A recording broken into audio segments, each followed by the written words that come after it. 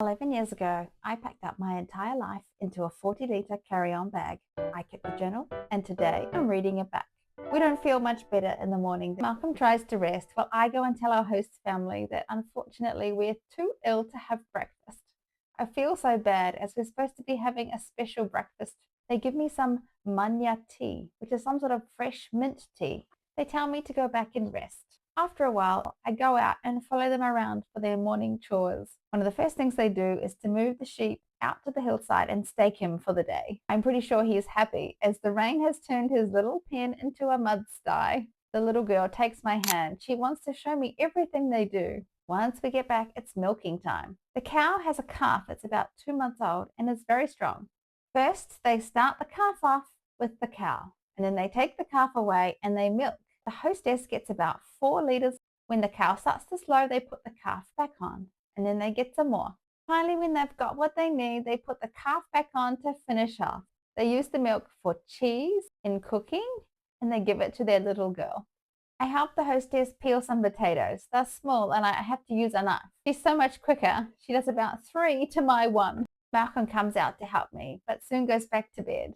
It's only about 10, but I tell our hosts that we're not going to be able to have lunch with them either, as we're just not feeling great. I stay sitting out in the sun, and an older gentleman comes along to get some water from a tap. The water is flowing so slowly. He washes his clothes by hand, and he gives a few sweets to the little girl.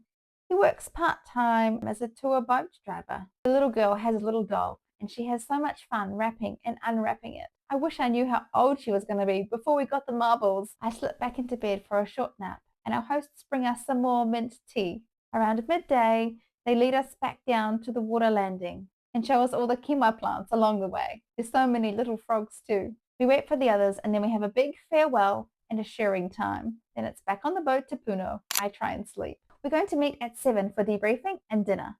I have a little rest, and then we go for a walk up a hill to see a large Inca statue. Then it's back via a supermarket where we try and get some supplies. But again, the lines here are so slow. Malcolm has a shower when we get back. I skip the shower and write in my blog. After debriefing, Malcolm decides not to go for dinner. And it turns out that a lot of the others have already eaten somewhere else too. So it's a small group of us that go out for dinner. There are traditional dances and music, and it's a really good show.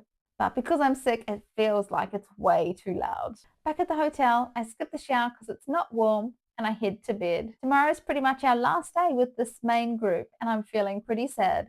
That was April 9, 2015, and tomorrow we turn the page.